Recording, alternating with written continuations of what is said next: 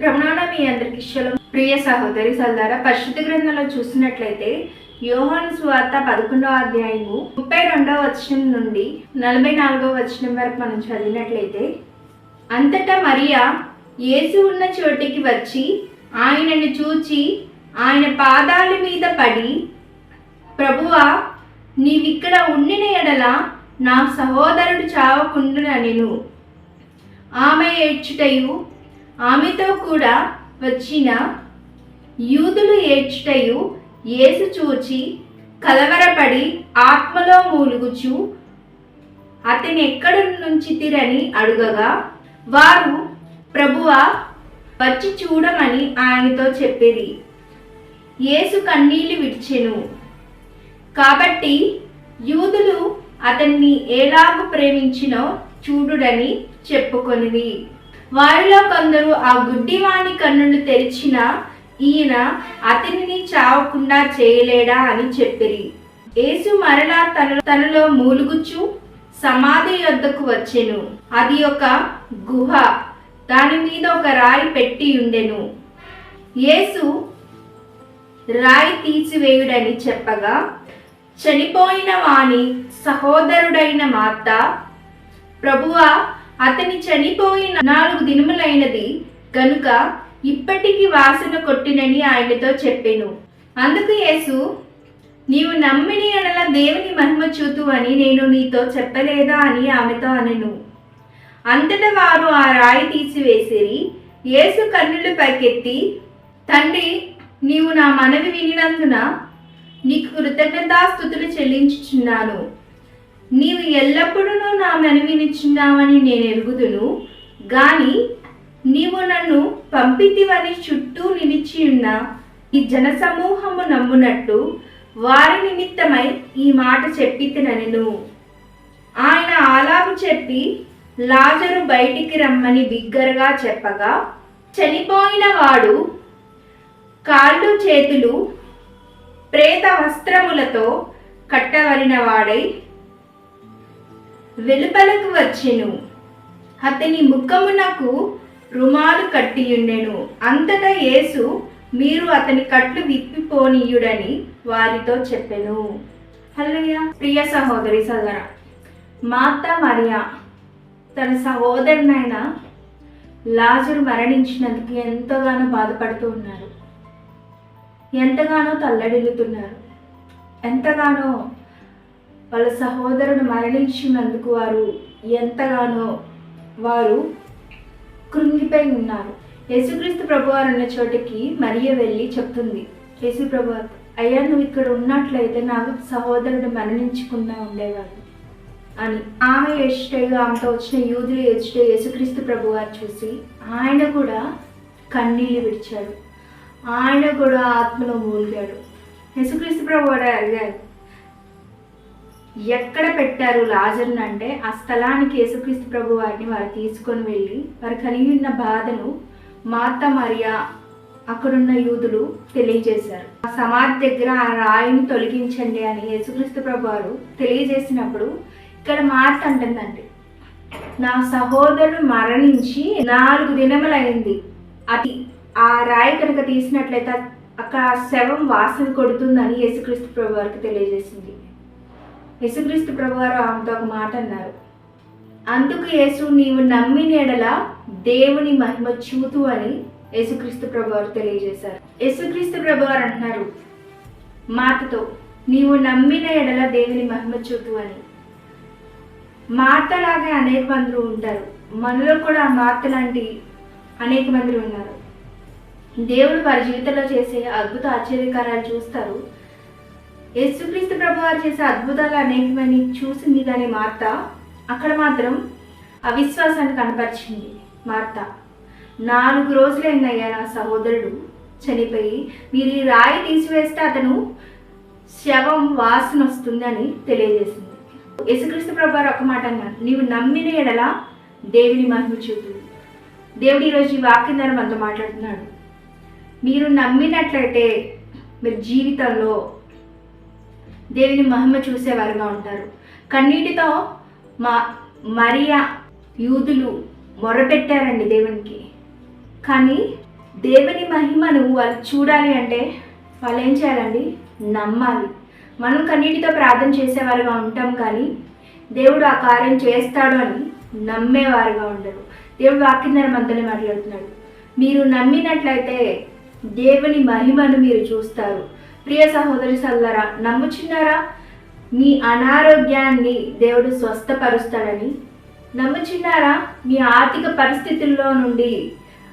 పరిస్థితుల నుండి సంపూర్ణమైన విడుదల దేవుడు మీకు అనుగ్రహిస్తారని నమ్ముచున్నారా?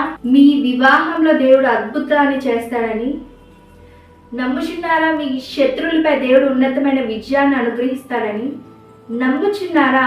మీ వ్యాపారంలో అభివృద్ధి పొందుతారని నమ్ముచున్నారా? మీరు చేస్తున్న సేవలో ఉన్నతమైన స్థితికి మీరు ఎదిగి మీ సేవ ఆశీర్వదించబడుతుందని నమ్ముచున్నారా? మీకు దేవుడు గర్భఫలాన్ని అనుగ్రహిస్తాడని నమ్మినట్లయితే దేవుని మహిమను మీరు చూసేవారుగా ఉంటారు. యవ్వనస్తులు నమ్ముచున్నారా? మీ శోధనని మీరు జయించగలరని నమ్ముచున్నారా? మీరు కన్నీటితో దేవునికి ఏదైతే మొర పెట్టారో అది దేవుడు మీకు అనుగ్రహిస్తాడని నమ్ముచున్నారా? మీరు కన్నీటితో మొరపెట్టినందుకు దేవుడు ఆయన వాగ్దానం మిమ్మల్ని స్వస్థపరిచి మీ జీవితాల్లో అద్భుతాన్ని చేస్తాడని దేవుడు వాక్యం ద్వారా మీతోనే మాట్లాడుతున్నాడు. నమ్మినట్లయితే మీరు దేవుని మహిమను చూస్తారని దేవుడు ఈరోజు వాక్యం ద్వారా మనతో మాట్లాడుతున్నాడు. మార్త వలె అనేక మంది దేవుడు చేసే కార్యాలు చూస్తారు, అద్భుతాలు చూస్తారు, అనుభవిస్తారు, దేవుని సహాయాన్ని పొందుకుంటారు. కానీ మార్త వలె అవిశ్వాస పడేవారుగా మనందరం ఉంటాం. దేవుడు వాక్యం ద్వారా మనతోనే మాట్లాడుతున్నాడు. మీరు నమ్మినట్లయితే దేవుని మహిమను మీరు చూస్తారని దేవుడు ఈరోజు వాక్యం ద్వారా మనతో మాట్లాడుతున్నాడు. ప్రియ సహోదరి సోదరులారా, అనేక మంది వారి జీవితంలో వారు కలిగి ఉన్న ఘోరమైన పరిస్థితుల్లో నుండి విడుదల పొందుకోవడానికి కారణం, విడుదల పొందుకోకుండా, స్వస్థత పొందుకోకుండా, దేవుడిచ్చే సహాయాన్ని పొందుకోకుండా ఉండడానికి కారణం ఏంటంటే వారిలో విశ్వాసం లేకపోవడం వల్ల, వారు దేవుని నమ్మకపోవడం వల్ల. మొదటిగా కన్నీటితో మనకున్న బాధను మనం మొరపెట్టేవారుగా దేవుడి సన్నిధిలో ఉండేవారిగా ఉండాలి, మార్తా మరియా ఆ యూదుల వలె. రెండవదిగా చూసినట్లయితే దేవుడు కార్యం చేస్తాడు అని నమ్మి విశ్వసించి విశ్వాసాన్ని క్రియల్లో చూపించేవారుగా ఉండాలి. ప్రియ సహోదరి సోదరా, ఆ మార్తా మరియా యూదులు విశ్వాసాన్ని క్రియల్లో చూపించారండి. ఎలా అంటే యేసుక్రీస్తు ప్రభు వారిని ఆ సమాధి దగ్గరికి తీసుకువెళ్ళి యేసుక్రీస్తు ప్రభు వారు లేపుతారనే నమ్మకాన్ని కలిగి ఉంది.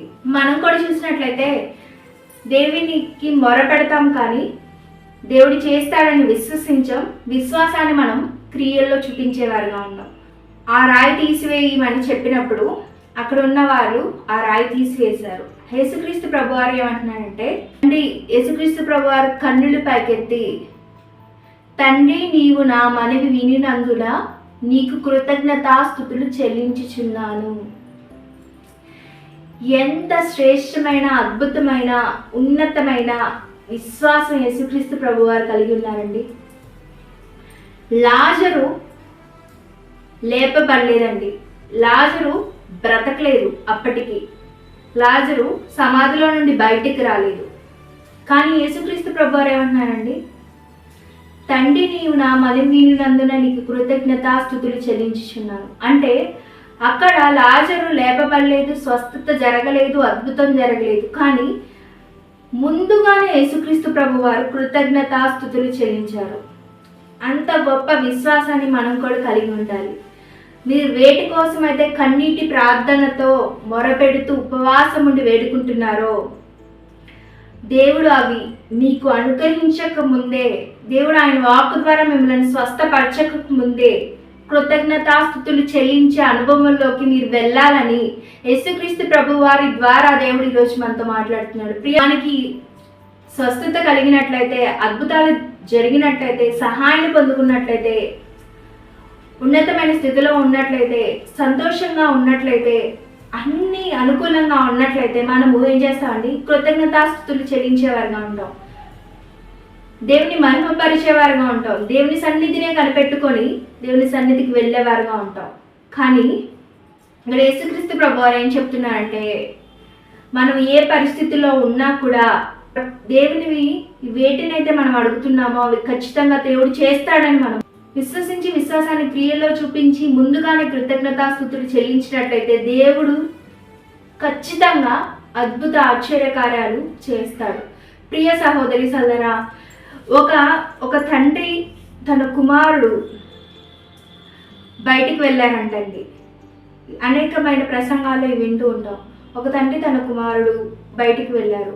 అయితే తన తండ్రి ఏది అంటే ఆ కుమారుడు ఏదైతే అడిగాడో అది చాక్లెట్ అయినా కార్ అయినా అంటే ఏదైనా కూడా ఏ వస్తువైనా ఆ తండ్రి ఇవ్వకముందే ఆ కుమారుడు థ్యాంక్స్ నాన్న, ఇది నాకు ఇచ్చినందుకు, నేను కోరుకున్న ఈ వస్తువు నాకు ఇచ్చినందుకు థ్యాంక్స్ నాన్న అని చెప్పినప్పుడు ఆ తండ్రి ఏం చేస్తాడండి, నా కుమారుడు నాకు థ్యాంక్స్ చెప్పాడు కాబట్టి ఖచ్చితంగా నేను నా కుమారుడు కోరుకున్నది నేను ఇవ్వాలి.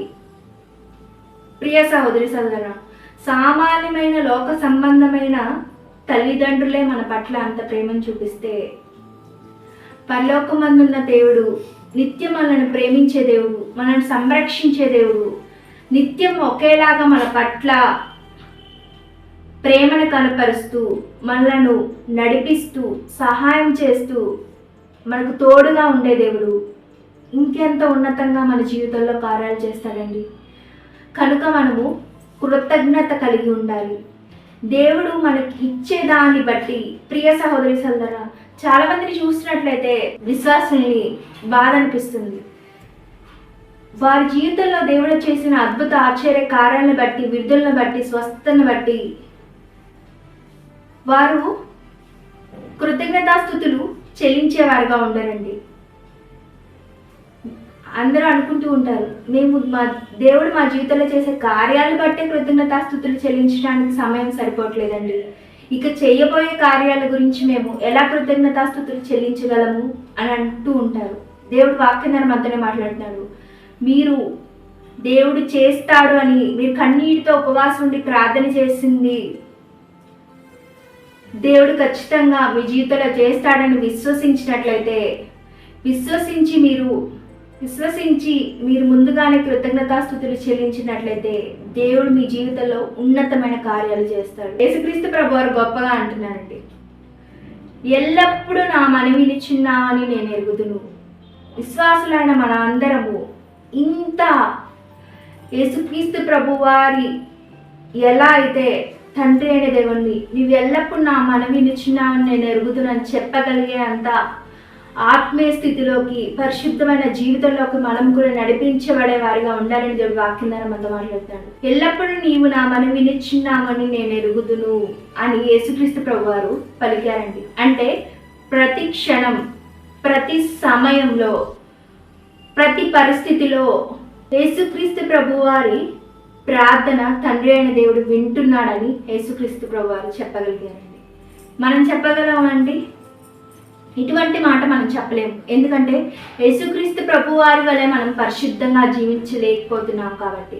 ప్రియ సహోదరి సోదరా, యేసుక్రీస్తు ప్రభువారి వలె మనం పాపాన్ని జయించలేకపోతున్నాం కాబట్టి, యేసుక్రీస్తు ప్రభువారి వలె మనం సాతాన్ని ఓడించలేకపోతున్నాం కాబట్టి ఇటువంటి మాట మనం పలకలేకపోతున్నాం. ప్రియ సహోదరి సోదరా, ఎల్లప్పుడూ యేసుక్రీస్తు ప్రభువారి వలె తండ్రి చిత్తాన్ని చేసేవారుగా ఉండలేదు కాబట్టి మనము ఈ మాట పలకలేకపోతున్నాం. దేవుడు వాక్యం ద్వారా మనతో మాట్లాడుతున్నాడు. యేసుక్రీస్తు ప్రభువారి వలె మనం కూడా తండ్రి అయిన దేవుడు ఎల్లప్పుడూ నీవు నా మనవి వినిచున్నావని నేను ఎరుగుతున్నాను చెప్పగలిగే స్థితిలోకి మనం వెళ్ళాలి.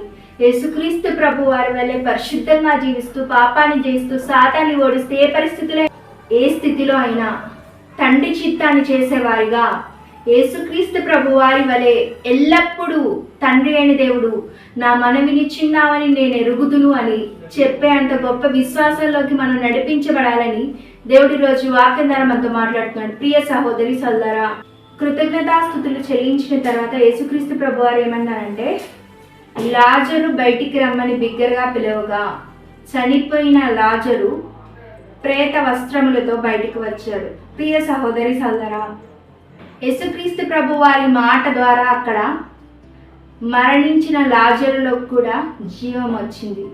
దేవుని వాక్కు ద్వారానే మన జీవితంలో మనం కలిగి ఉన్న ఘోరమైన పరిస్థితుల్లో నుండి విడుదల పొందుకుంటాము, స్వస్థత పొందుకుంటామని దేవుడు ఈరోజు వాక్యం ద్వారా మనతో మాట్లాడుతాడు. దేవుడి కృప ద్వారా మనం ఈరోజు 3 అంశాలు నేర్చుకున్నాం. మొదటిగా మనం ఎటువంటి పరిస్థితిలో ఉన్నా, ఘోరమైన పరిస్థితుల్లో ఉన్న ఆ పరిస్థితి గురించి కన్నీటితో దేవుని సన్నిధిలో మనం మొరపెట్టుకునే వారిగా ఉండాలి. మనం ఏదైతే మొరపెట్టుకున్నామో దేవుడు మనకు అనుగ్రహిస్తాడని రెండవదిగా మనము విశ్వసించేవారిగా ఉండాలి, విశ్వాసాన్ని క్రియల్లో చూపించేవారిగా ఉండాలి.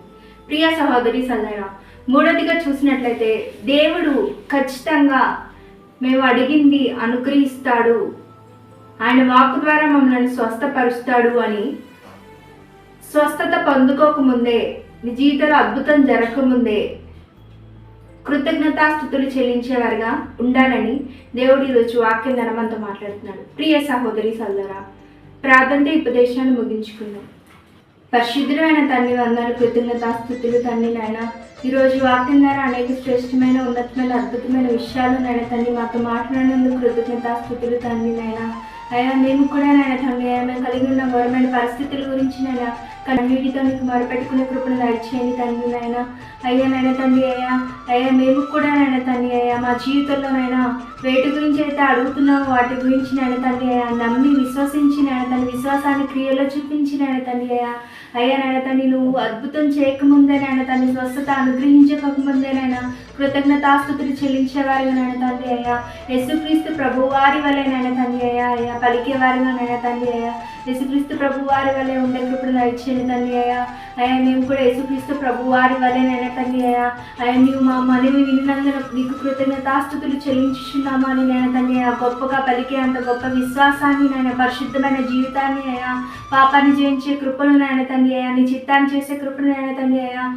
మాకు అనుగ్రహించమని ప్రార్థిస్తున్నాం తండ్రి ఎల్లప్పుడూ నీవు మా మనవి వినిచున్నామని మేము ఎరుగుదు అని తండ్రి యేసుక్రీస్తు ప్రభు వారి వలెనైనా తండ్రి పలికే అంత గొప్ప నాయన తండ్రి జీవితాన్ని నాయన తండ్రి మాకు కూడా అనుగ్రహించమని ఈ వాక్యం విన్న ప్రతి బిడ్డని జ్ఞాపకం చేసుకోండి తండ్రి యేసునందు ఉపవాస దినంలో నాయన తండ్రి ఎవరైతే నాయన తండ్రి వేటి కోసం అయితే మొరపెడుతున్నారో నాయన తండ్రి వాటిని చిత్త ప్రకారం, విశిష్ట ప్రకారం పరిశుద్ధాత్మ దేవుని సహాయంతో అనుగ్రహించి నడిపించి కృప చూపించి సహాయం చేయమని ప్రార్థిస్తున్నాం తండ్రి నాయన తండ్రి నాయన తండ్రి ప్రతి ఒక్కరూ నాయన తండ్రి వారు కలిగిన ఘోరమైన పరిస్థితిలో నాయన తండ్రి కన్నీటితో నీకు మొరపెట్టుకొని నాయన తండ్రి అయ్యా నాయన నీవు విడుదల ఇస్తావని విశ్వసించి విశ్వాసాన్ని క్రియలో చూపించి నాయన తండ్రి అయ్యా విశ్వాసంతో నాయన తండ్రి ముందుగా కృతజ్ఞతాస్తుతులు చెప్పేవారుగా నాయన తండ్రి నాయన యేసుక్రీస్తు ప్రభు వారి వలె నాయన తండ్రి ఉండే కృపను నాయన మా అందరికీ అనుగ్రహించి నాయన తండ్రి కృప చూపించి నడిపించి సహాయం చేయమని